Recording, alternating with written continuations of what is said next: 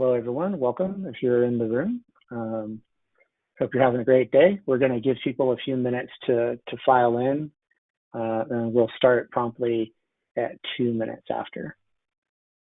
So you need to go grab a cup of coffee or a glass of water. Now is a good time.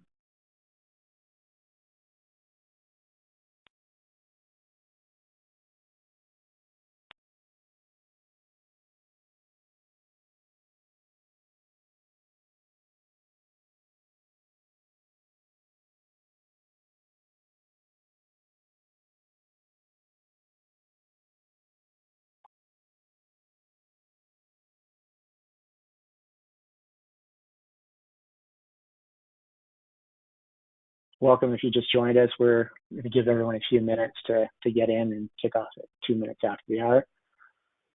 Got a few more people coming in here.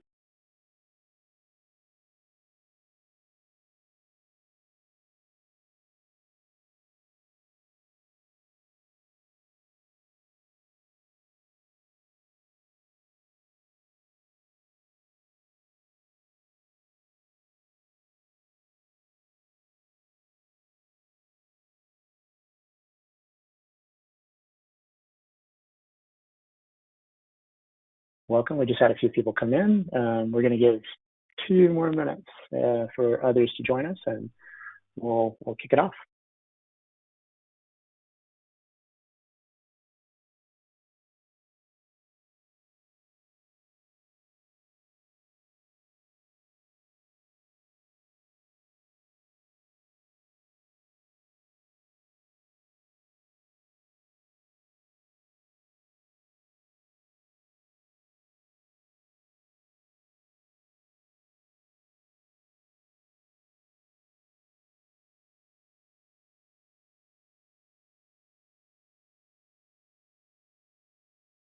Okay, we'll go ahead and get started now. Welcome. Thank you, everyone, for taking time out of your busy schedule to join us to talk about selling online outside the U.S. We've got a good panel today. A number of people that are committed to e-commerce and helping sellers online grow their business. Solid Commerce, IVT, Miva, Inexpress, Tempest. We're all committed to helping sellers grow their business inside the U.S. as well as internationally, and we'll be talking about the international option today.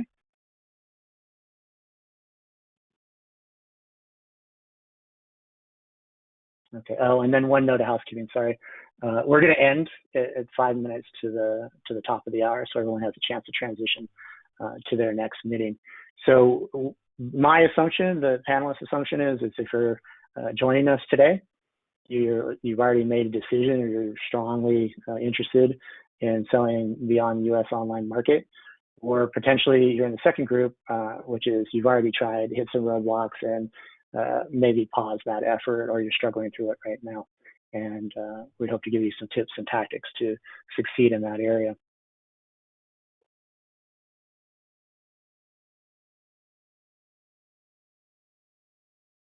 So this is what we'll discuss today. We're going to be talking about how to reach net new customers quickly and efficiently, and getting found and being understood in local markets, critically important. And getting your product to the buyer, the logistics of warehouse to doorstep, and helping you solve that problem. And then establishing your brand online with your own presence at your website and store. And then protecting your margins when you're selling internationally and you're looking to get your money back into your U.S. bank account, and how to mitigate foreign exchange risk. So these are the topics we'll be talking about today. We're going to pop up a poll in a moment and see what your level of prioritization is around selling in international markets.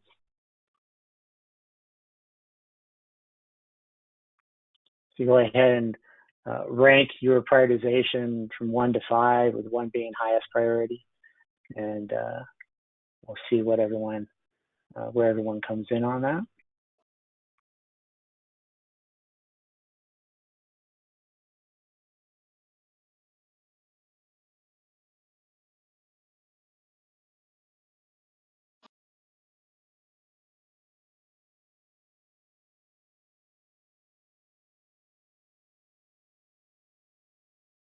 Okay.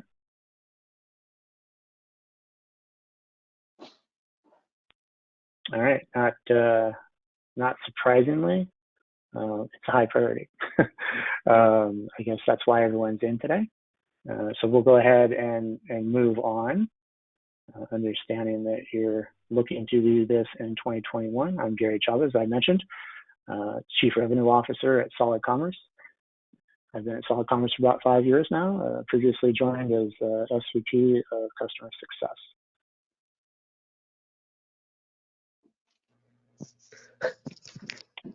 Okay, so how to get to markets outside the U.S. quickly and efficiently. Someone should be on mute. Okay, sorry about that. So one of the biggest challenges that sellers have in selling outside the U.S. when they've been dedicated to the U.S. market is how do they get to international markets quickly and efficiently? So I'll talk a little bit about that right now. One way to do that is by leveraging your if you're selling on a marketplace in the US, Amazon, eBay, Wayfair, Walmart, whatever it might be, you can use those listings to quickly expand to international marketplaces. That's the fastest and most efficient way to get your product in front of buyers outside the US, is to quickly leverage that content. Some of the other panelists will talk about what you need to do that content to make it relevant and compelling to local markets, but it's easy to expand beyond, say, ebay.com to eBay Germany or other markets in Europe, etc. So leverage your existing listings to get there quickly. The other thing that's really important in order to provide a stellar customer experience, customer experience where people get the product that they ordered, they get it on time. If they need help, they get the help that they need and they get it efficiently, is to use technology automation and open solutions. And by open solutions, I mean technology that plays well together. The e-commerce stack has become technology stack has become incredibly complex over the last 5 years, and includes a lot of different systems, anything from an accounting system to warehouse management system, order management system, etc. And when you're picking technologies, make sure that those are open systems and they can speak to one another. It doesn't matter the particular technology, API, FTP, EDI, whatever the acronym is. You just need to know that moving data between systems in your e-commerce technology stack, including in international markets, is efficient and seamless. And anything that breaks that chain of data flow is going to negatively impact the customer experience. So make sure that when you're choosing technology, that it plays well with others.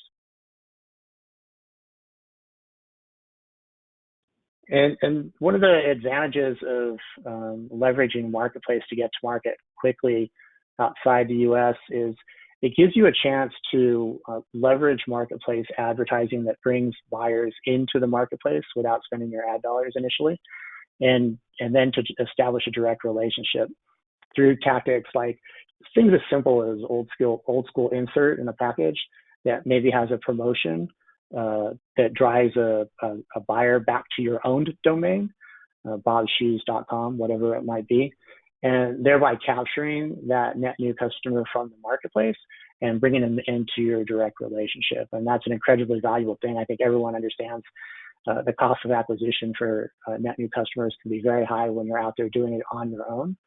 So leveraging marketplaces to get to market quickly and then bringing those customers back into a direct relationship with your brand is a great way to go. And then what I'll do is I'll just share a brief customer success story, customer of Solid Commerce that we've been working with for several years here in a moment. Hi, Gary, it's Susanna. I don't want to interrupt you here, but can I launch a quick poll to ask everybody some questions? Yeah. So just asking, how many online marketplaces and or stores are you selling on today?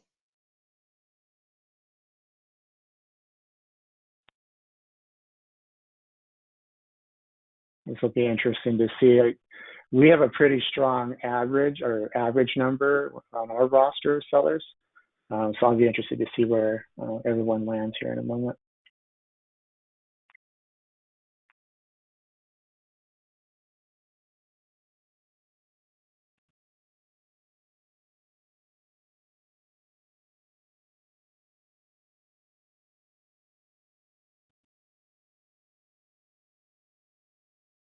Okay, so not surprisingly, it's consistent with what we've seen on our roster at Solid Commerce. Sellers are typically selling on between 2 to 3 marketplaces. That's the average. We do have sellers selling on upwards of 6 and 7 marketplaces or their own online store, but there are outliers. Usually you pick a marketplace for a number of reasons, including whether your product is a good fit for that marketplace. And I'll use an example of one of our sellers, SGS Electronics. They're very, very successful on eBay and Walmart selling recycled computers. It just fits for those markets. It's not such a great fit for Amazon, although they're trying to break into that. So, you know, the number of marketplaces that you're selling on has a lot of variables in the decision-making process.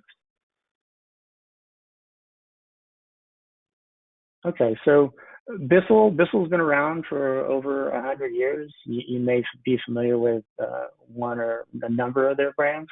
They sell home cleaning products, you know, things to vacuum, to take off lint from your couch, to mop your floors, etc.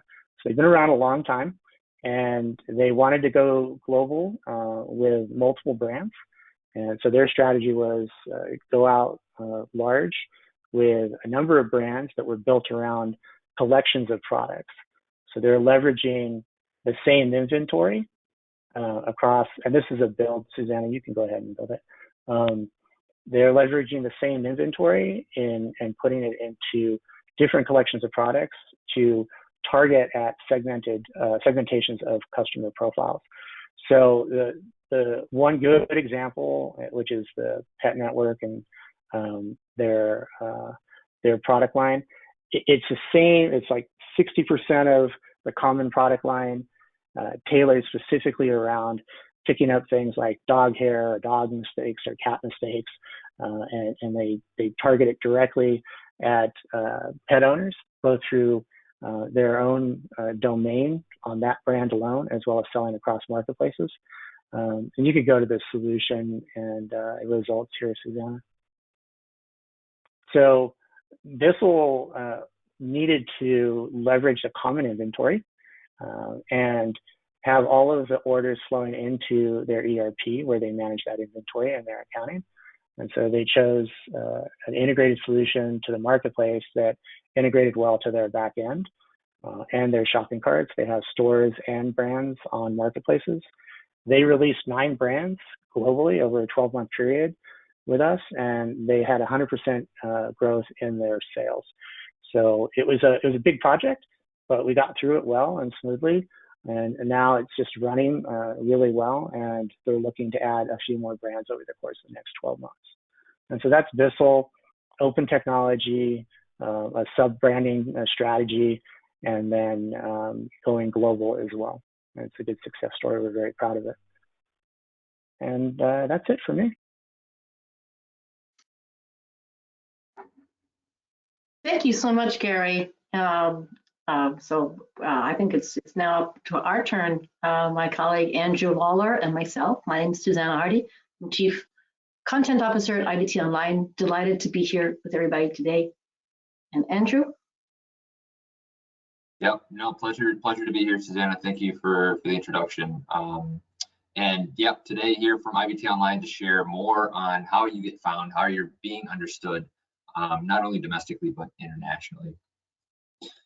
And so just being mindful for time, just jump into the first slide and really, you know, what our objectives are. And of course, the best practice view is to continue to grow your exports, your sales, your brand, and your business through a couple of different methods. And really what is going to be the most impactful are through localized websites and through international online marketing.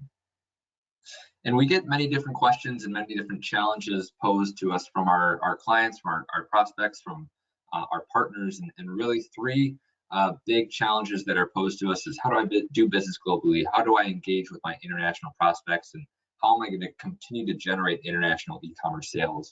And so just to touch on some of these points and really to that first challenge in terms of, you know, how do I do business globally? Really an easy solution that we found in the first step is building an international online presence through localized websites, through that localized business development site that's going to be that sales tool, the recruitment tool, that you don't really get anywhere else.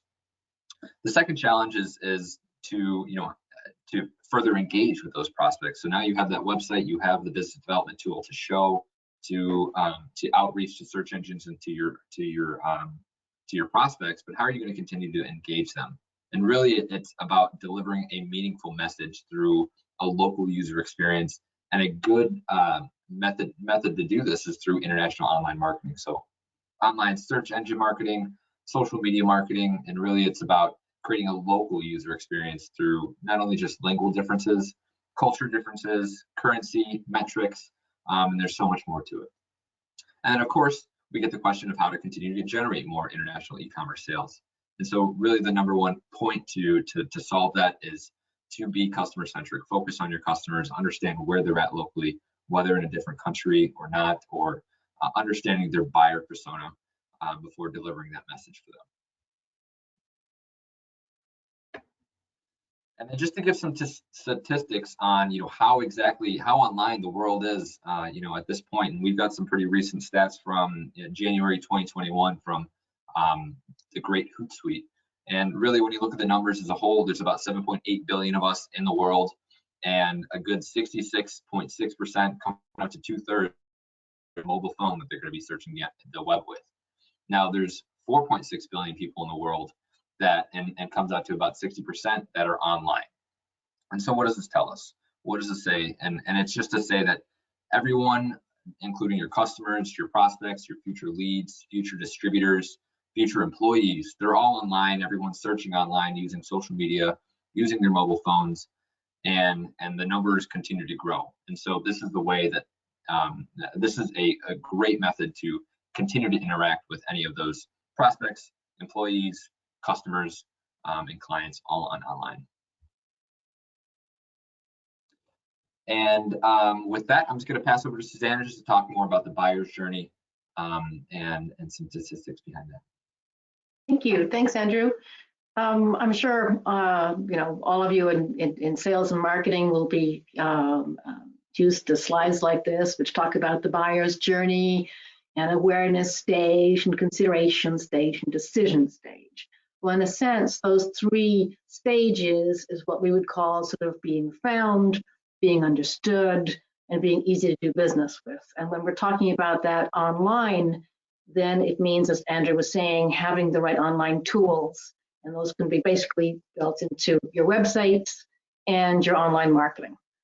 And when I look at all this, I think, what propels your prospective buyer from one stage to the other? What propels them along that buyer's journey? What greases the wheels, as it were? In a way, it's trust.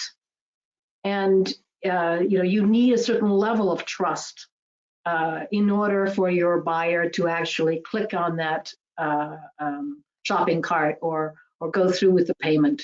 And that's especially important and difficult to establish in international markets, which might not know you as your brand, might have a little bit more skepticism about you because it's farther away. How do you do shipping? Is it real?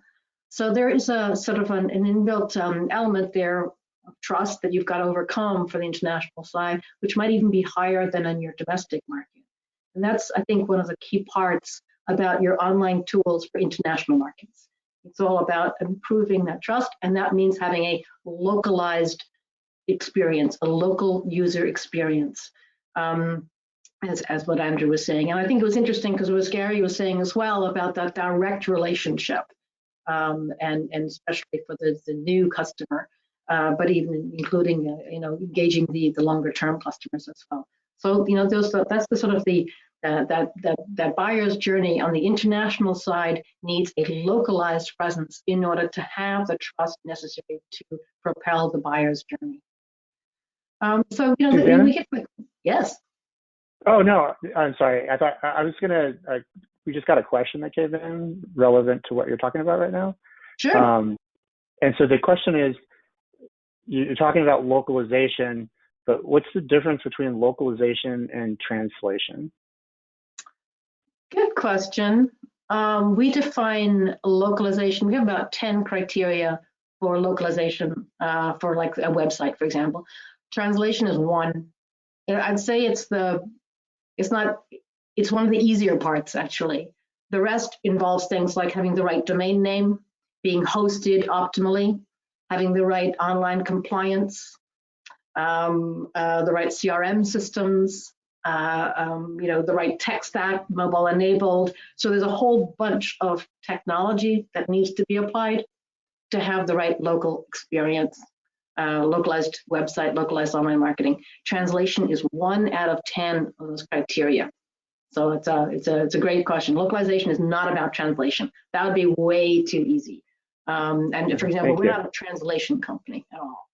But it does bring me, I guess, to my next slide, which is, why can't I just use my US website to go global? A lot of you have spent a lot of money on your US websites. They're great websites. They're finally working for you really well. Why can't you just stick a couple of pages? You know, you want to sell in Germany. Why can't you just stick a couple of German pages on it? It's basically because of the way search engines and the internet is organized. Search engines are localized. Therefore, your websites have to be localized. If you're going to go online in Germany, you're going to go on google.de. In Argentina, it's Argentinian Google. So don't think of Google as one homogeneous beast. It's about 192 different Googles.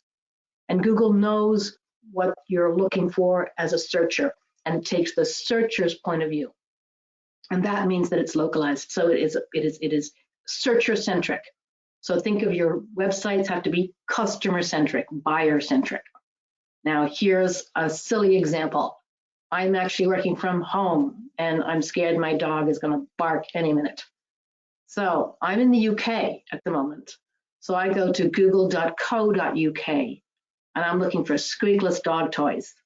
And I get barksandbunnies.co.uk, timeforpaws.co.uk. I get amazon.co.uk. Andrew, who's actually in Grand Rapids, Michigan, goes google.com, squeakless dog toys, because he's got a dog too, and he gets chewy.com, amazon.com, freedompoolharness.com. You see, Google knows that where he is, what's relevant for him, what his track record is, what his history is, and and Google knows where I am. And that's why you need localized websites and a localized presence if you're going to go onto these international markets. If you want to be seen, if you're targeting the UK, you need to have something that Google recognizes as strong for the UK. Right, Andrew, what happens on marketing then?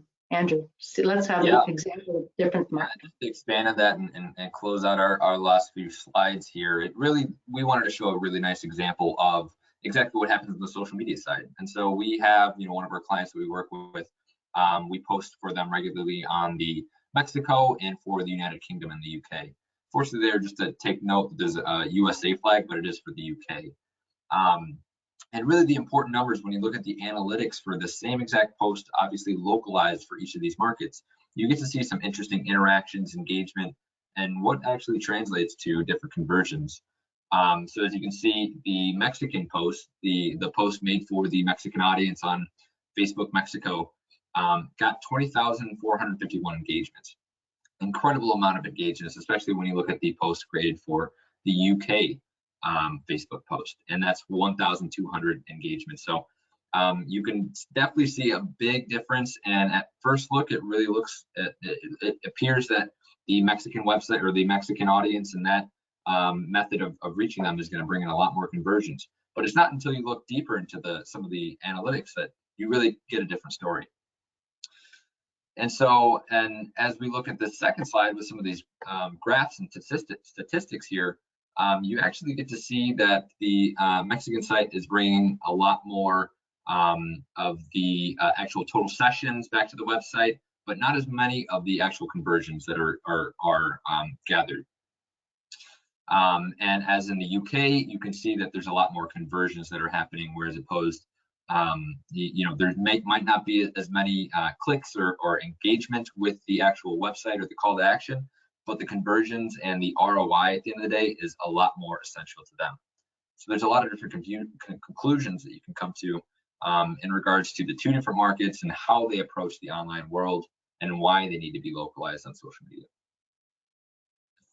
And just to close out our presentation and to pass on We just wanted to bring up that the world is online, and the best way to reach that online audience, whether those be your future employees, your clients, your prospects, your suppliers, distributors, is by creating a localized environment for them. And two of the best ways to create that local user experience is through localized websites and international online marketing. Again, those are going to help you be found, be understood, and then be easy to do business with in any of your top international markets. And so I will then pass it off to Bob Harper, who will talk more on the logistics side.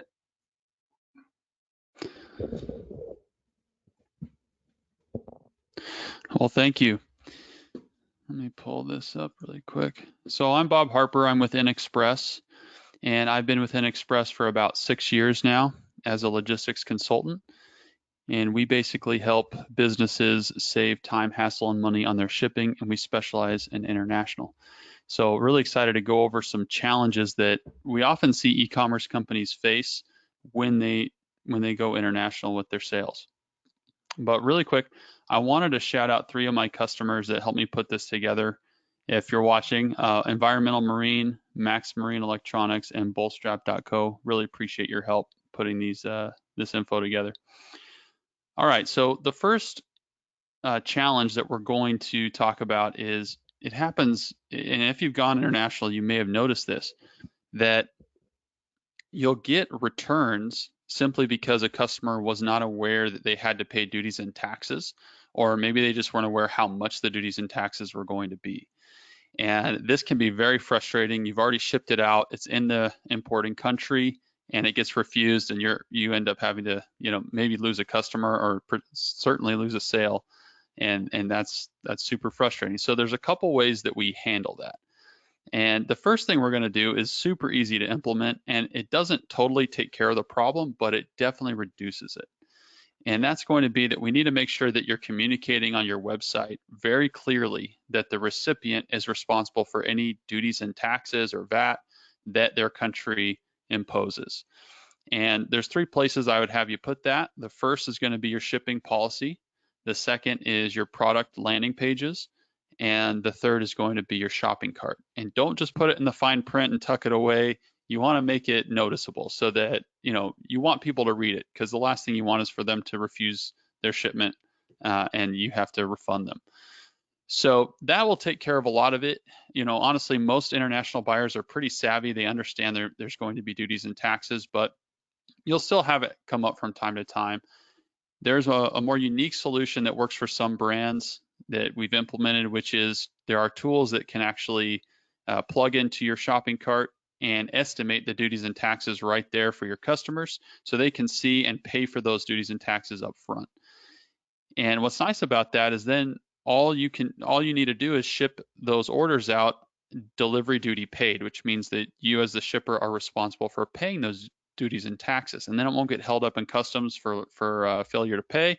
It'll get delivered right to your customer, and it's super smooth from there. It does require a little bit of setup, but it might be a solution to consider if that's been a problem. The second challenge that we're going to talk about is when you go international, and especially if you're new at it, you're going to notice a higher rate of customer complaints due to delays, lost shipments, and damaged shipments. And the big problem there is that it's going to take a lot of your customer service team's time to respond to those complaints, to research those delays, call the carriers. They may have to call for one shipment 3, 4, 5 times, wait on hold each time, and it might take that many times to get to a rep at the carrier who can help address your issue and help you understand what you need to do to get it moving again. And this can be a huge strain, not only time-wise, but financially for you. I mean, you want to make sure that things are running smoothly and not burden your customer service team. A lot of companies get discouraged at this stage, and they just say, well, we're not going to offer international shipping. It's too much of a hassle. And luckily, there's a way that there are a few things you can do, but we're going to talk about 2 here. What I do with my customers is I always want to check what carriers are they using. Are they using carriers that are more or less reliable? And that's something that we'll take a look at, with the value of their product, the market that they're selling into, and we're going to try to choose carriers that are more reliable There's great carriers at all service levels, whether it be economy, express shipping, whatever it is, but we want to make sure you're using good carriers that are going to, that's right there, will reduce the number of issues that you have to deal with in the first place. And the second thing we do for our customers is we proactively track all of your shipments that go through us. So anything that goes that you've shipped through in Express using our discounts, we track it. If there's an exception, a hold, or if it's just stuck at one location for a day or two, we're going to proactively call those carriers, and we have contacts within those carriers in most cases where we can get an answer faster than most customers could. So we're able to get those answers. Everyone on my team is an international shipping specialist, so they understand the different issues that come up. They've dealt with it time and time again, and in most cases, we get those shipments delivered on time, and you didn't even know there was a delay. So that's kind of the value of my team helping you with the tracking and resolving that. But even if you don't go through me, you can have someone in your organization do this. The last challenge that we want to talk about is probably the thing that's on everyone's mind, which is the cost. Many companies worry that they're overspending on their international shipping, or they might just feel like even if they're paying the right price for their shipping, their customers won't order because the shipping cost is so much higher than domestic shipping. And there's a couple things I want to talk about there. The first thing is the easiest, which is for my customers, I just check to see, first of all, will my discounts save them money? We have a global network and customers all over the world, and we combine their volume together to negotiate good rates with the carriers. So oftentimes, even if you're a small or medium volume shipper, I can get you really good rates just because that's how we've set the business up. And we can help high volume as well, but we want to check if those discounts are going to benefit you or if they're lower than what you're currently paying. So that's the first thing. The second way you can make sure that you're not overspending is check your box sizes. A lot of times you're paying based on a dimensional weight instead of the actual weight of the shipment. Some products, it's inevitable. You're just going to have to pay the higher price because of the size of your product. But as long as you can make that box size smaller and still protect it adequately, you might be able to save a decent amount of money just by changing the size of your box.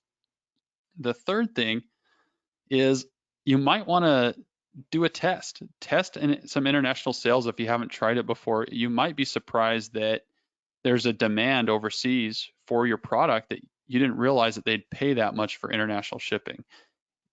It's crazy to me how many companies I talk to that say, well, we don't want to deal with it because it costs too much to ship. And I say, well, have you tried it? And they say, well, no, we just don't think our market overseas would pay that much.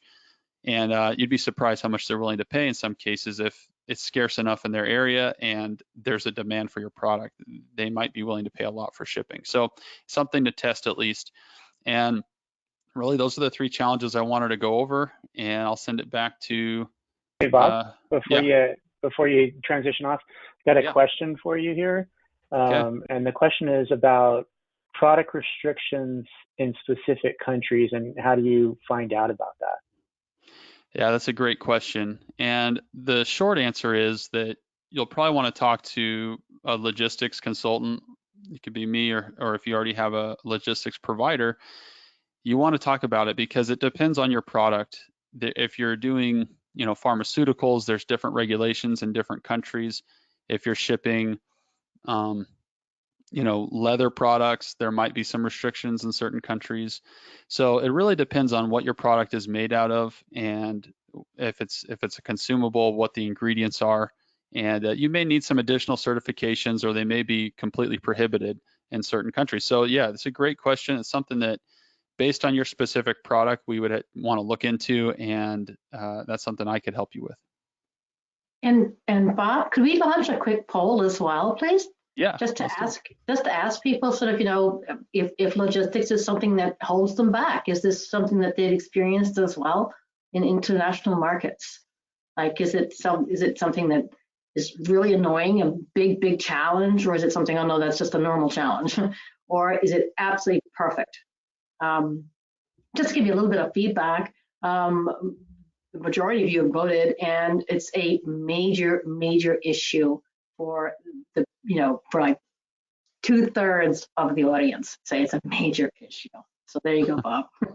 That's great. Yeah, it can be a big issue, but you can do it in a way that really simplifies it and makes it, not so scary. So, well, that's awesome. Thank you. Great.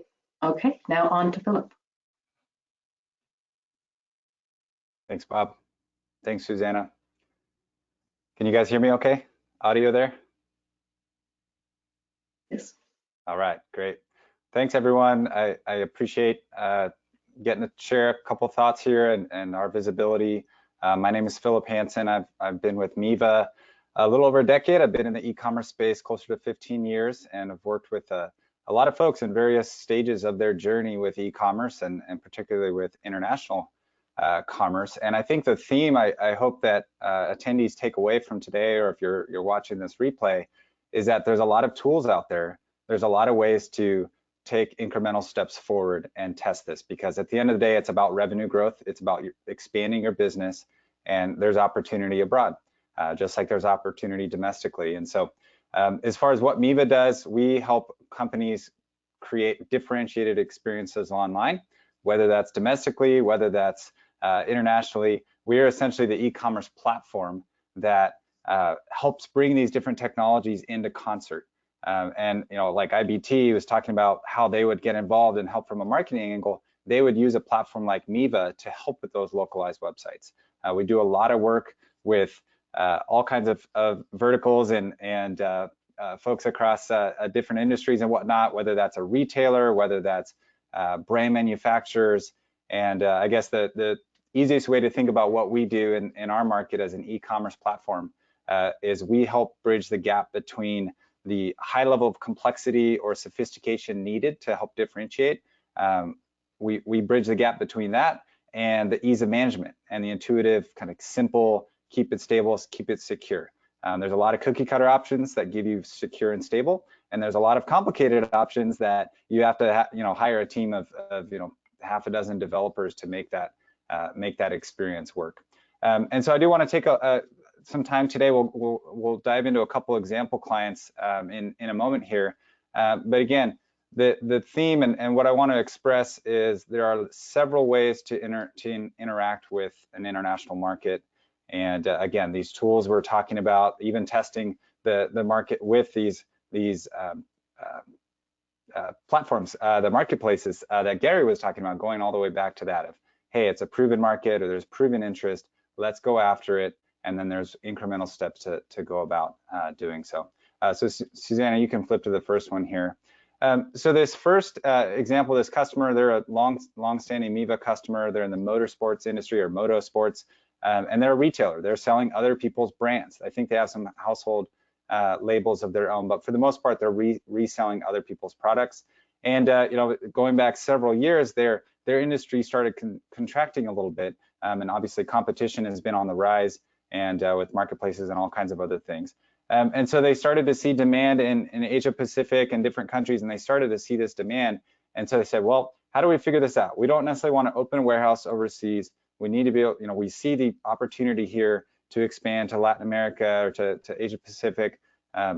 What tools are out there to help us? And so they've done some things around currency and localize and use tools like Express to help with that landed cost and that international logistics piece to get their products from their primary warehouse in California out to their various destinations around the world.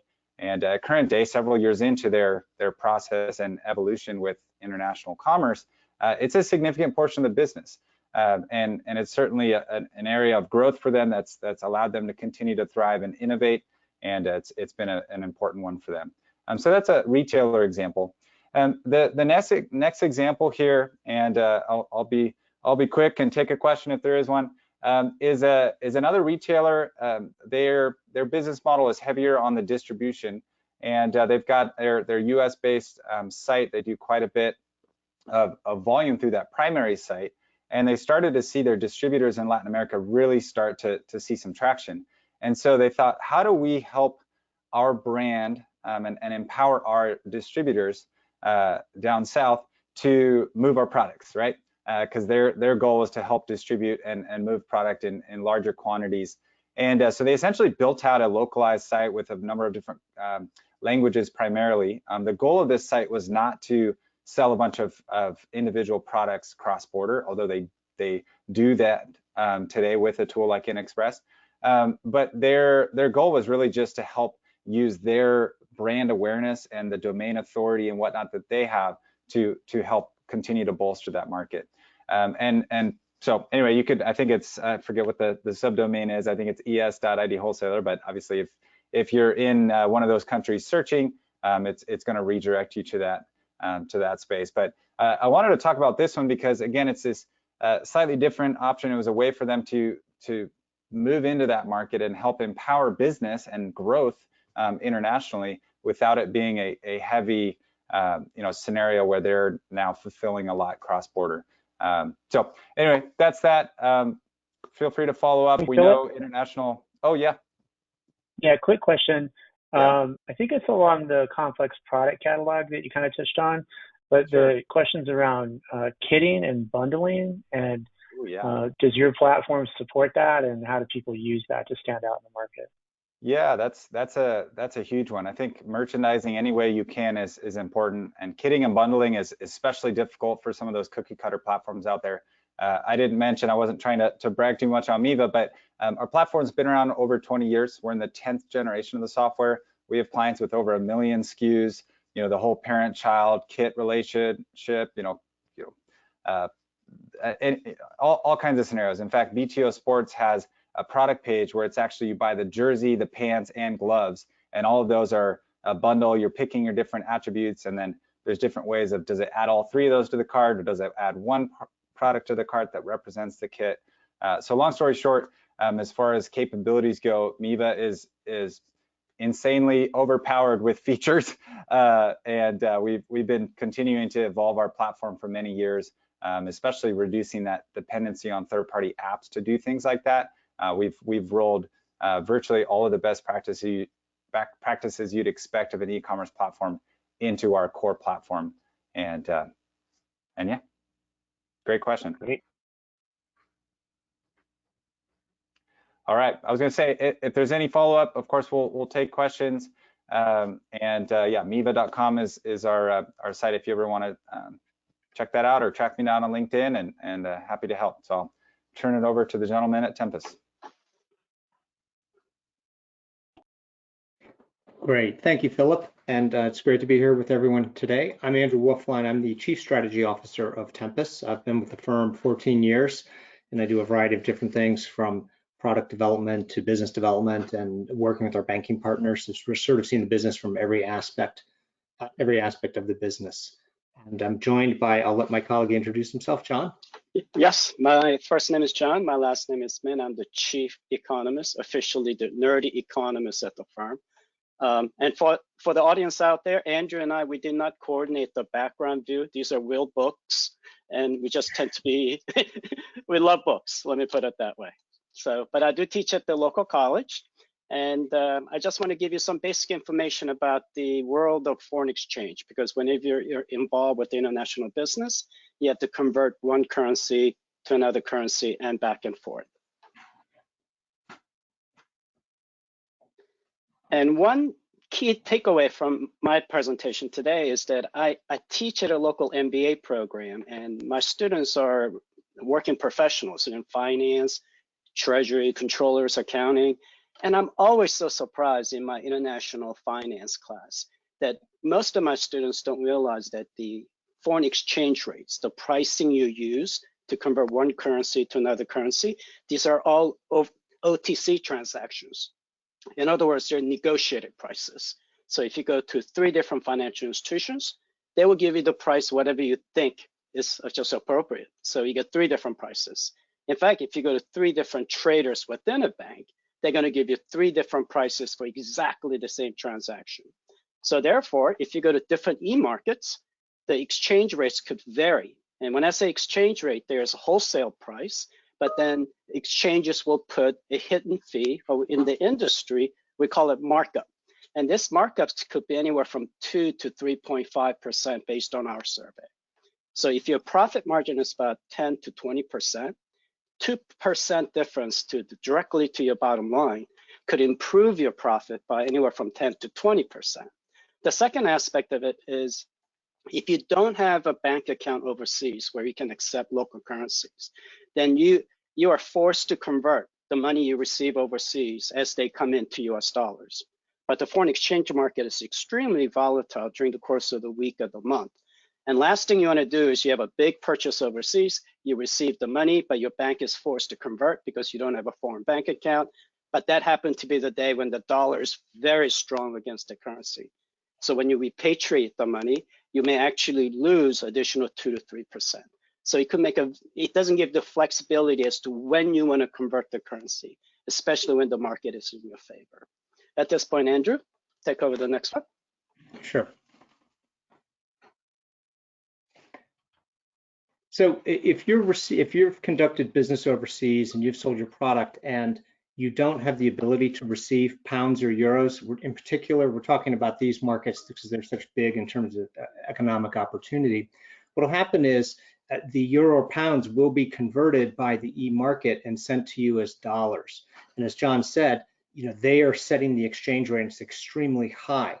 However, if you can have the ability to receive funds locally in country, in market, in pounds, in euros, then the e-market will not convert it. You will receive it, and then you can convert it whenever you want at a more favorable exchange rate. And you don't want to necessarily have to go to the UK or France or Germany and open up local bank accounts. That's expensive, it's time consuming, and there's a lot of paperwork to do that. So one of the things we've worked with e-merchants is to offer what are called virtual IBANs. And IBAN stands for International Bank Account Number. It's an acronym, IBAN, commonly used, which gives companies the ability to have an account number that's unique to them, that's local to the country, either in the UK or that works in the European Union. And so having these IBANs allows you to receive British pounds and euros directly into an account that you don't have to go to Europe and open up. It can be established here in the US. You can receive those pounds and receive those euro, and then you can decide, you can convert them right then, or you can wait and convert them at a different point in time.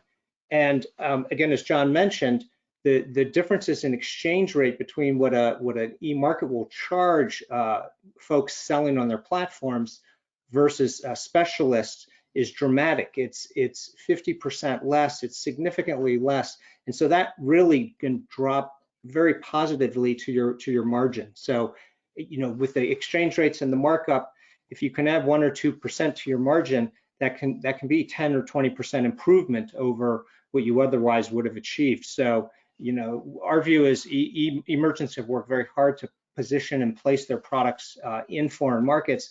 They shouldn't have their profit margin eroded by uncompetitive exchange rates. So having these virtual IBANs is a super convenient, super easy way to facilitate collection of foreign funds. And if you can change the slide, Susanna. Hey, Andrew, can I jump in real quick? Sure. Yeah, we just got a question about profits being eroded by the e-markets charging the exchange rates, and why do they charge such aggressive exchange rates? Well, there are a few reasons why. The first is simply because they're able to, because they have the money, and it's, as John said, it's an over-the-counter market, OTC market. They set whatever it is, and they often put in their terms and conditions it's going to be a 2% or 2.5% markup. So they can do it. And number two, they make it very difficult for folks to receive locally. They don't make it easy to receive the local currency. They prefer to convert to dollars because they're making that extra margin on it. So the e-markets are making it difficult. They're able to do it. And the last piece I would say is that the e-merchants just aren't so familiar with some of the options available to them. So they think it's just easier to just get dollars, but they can improve their margin if they make a little bit of effort to receive it in local currency and then convert it on their own terms back to dollars. So I think those are the three sort of key things. I don't know, John, if you think there's any other. No, I simply think they act as if they're local monopolies, because they have the accounts and they think they have a captive audience, and it's really hard to go someplace else. So it's a pricing power, and they really do enjoy abusing it. We've seen exchange rates up to 350 basis point on a $100,000 transaction. That's a $3,500 difference. It hidden fee every time you convert. They may charge you 0 fee on the wiring fee, but real money is made in those hidden, we call it the spread, the markup in the exchange rate. So it's really important. And now the landscape has changed. There's a lot of fintechs in the industry. Just like Tempest, we consider ourselves as a fintech. And now there is an alternative to being tied to one e-markets or even big financial institutions like big banks. Yeah, thank you. Yeah, great. What we just wanted to show on the screen is sort of how easy it is to manage these incoming funds. And this is just a screenshot from our platform. We've been at this for 12 years on our platform. This is, generation 12, generation 13 of the platform. But this is basically showing an example of a euro holding account where it's showing funds. You can see funds in, funds out. They come in, they come out. You can click on a button to sell your euro, and you get a real-time rate of exchange in US dollars. So it's just super easy at your fingertips. It's web-based, and it works exactly the same for British pounds and many other currencies. But so just wanted to give a quick visual that a simple platform like this with those IBANs will feed the euro, will come right in, and you would log into a platform like ours or others and see your funds right there. And then from there, you can initiate the FX to bring it home to dollars if you want to, whenever you want to. So it's super easy, no paperwork to get it going. Really, it's part of it, part of the overall fintech platform we're offering in the market. So it's a nice, convenient tool to have to facilitate those collections of your foreign proceeds. So just important to keep in mind to protect your margin, and it's easy to do. And so it's just something that we really believe that e-merchants should be mindful of. So that concludes our comments.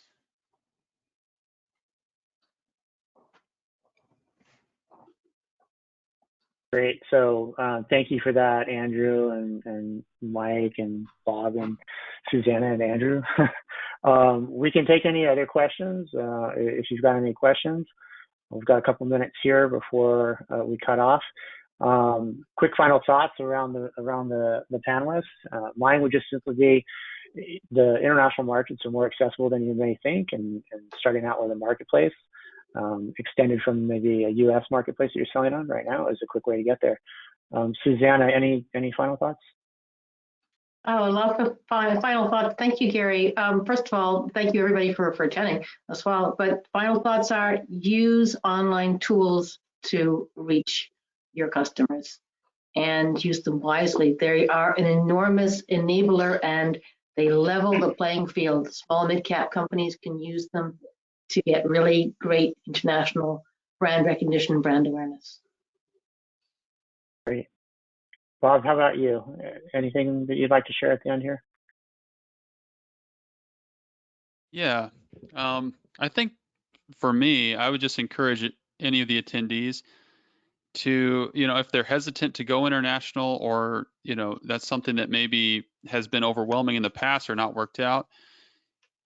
Each of us, we were able to kind of touch the tip of the iceberg on what the possibilities are. So reach out to whoever in this panel that you feel like could help you, or that you're more curious about. I know it's one of those things that maybe you could procrastinate it. It's really easy to just keep doing, business as usual. But I would definitely encourage you to reach out to whoever you felt like you were curious to learn more, to see if it could affect your business, because there's a lot of options that can make it very reasonable for your business to start increasing your revenue overseas. Great, thank you for that, Bob. How about you, Philip? Anything you want to share at the end here?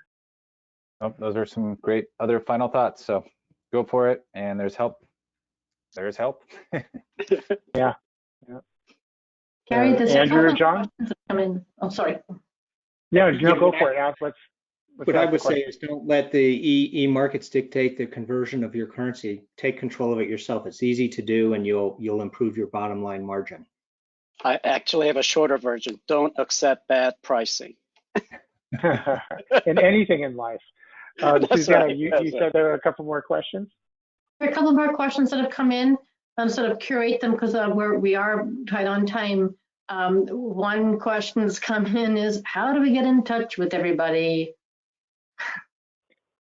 So we're going to send the deck out to all the attendees, and at the end of the deck, there's a page that provides contact information for all the speakers and a little bit of background on our solutions that we provide. Right. And another question straight, I think, for Andrew. What fees do you charge straight up for example, euro to dollars on your platform? Well, our exchange rate is at least half of what the e-markets are charging. So it's a much lower exchange rate in terms of what John Min called the spread.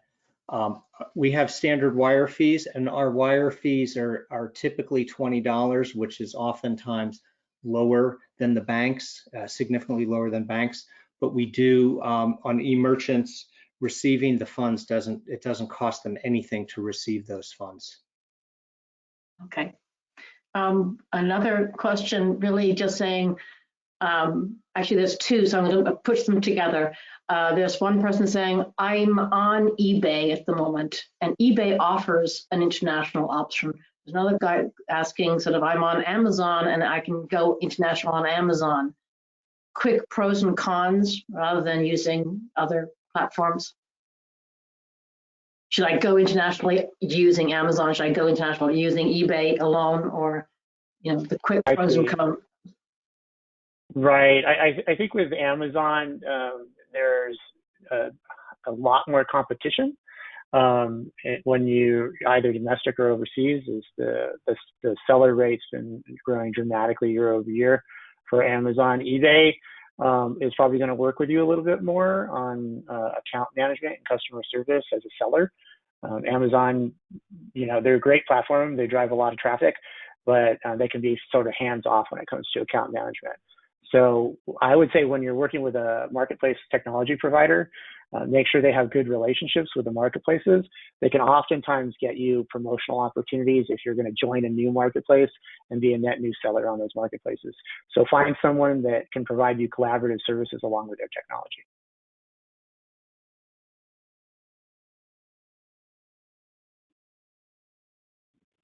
Okay, there's we're one 11. More. Yeah, let's go ahead. Sorry, there's one more, Gary, just a quick one as well, just come in as well. Just asking, are there e-commerce markets that are a first step, a natural first step for US companies looking to go international? Which would you recommend? Yeah, I think if you're selling, if US sellers selling in the US, you've got all your listings, everything in US marketplaces. English speaking is the fastest way to go. You can go to the UK, you can go to Australia. I even know a customer, TGM Skateboards, that it's not recommended, but they get away with it in Germany, which is the largest market in Europe. They just go with their English listings, and it's worked for them. I wouldn't say that's a great strategy overall. I would rather see someone go with translation or localization along the lines of what IVT shared for all the reasons that they shared it. But English speaking is a really natural, quick expansion, and that includes Canada as well. There is a French-English requirement there, but they're pretty soft on that. Okay. There's also one last poll, and I think maybe we should just try it out. Just to see, and this is just a question for the audience. How much growth could your company experience overnight before something breaks? Because e-commerce can be, very fast growth strategy. And yeah. I think that goes to an old adage that if something's broken, don't scale it, right? Fix the problem first and then scale it. So it's a really good question. I can tell you that people are basically saying going for the lowest, times 2, times 4 maximum, but almost everybody's saying times 2 growth before something breaks. All right. Thank you very much. Yeah, thank you very much for that. Thank you, everyone, for sticking around a little bit over time. I've seen most people hung out and stayed with us. If we just go to the last slide, just some next steps for you, and you're thinking about international, is get your team together and decide what the prioritization is for you. And then once you kind of made a decision, you're going to want to consider the markets that we just talked about, and what your products might appeal in what certain markets, and what your resources are to get there. Another consideration is do a gap analysis on your own capabilities and resources that are available. Oftentimes, it's just way better to go with someone who's got experience and try to bootstrap it yourself. And then in closing, I would say just reach out to people that might be able to help you, and we're all here for you. And we really appreciate you taking out the time and sticking around with us to the end. Oh, and that's the solid commerce slide. And those are the slides at the end of the deck that you can reach us through. And again, just thanks for taking time out today. I know everyone's very, very busy. And have a great day. And when you get to the weekend, enjoy your weekend. Cheers. Thank you. Bye-bye. Oh, and take the survey at the end. Take the survey at the end. Thank you.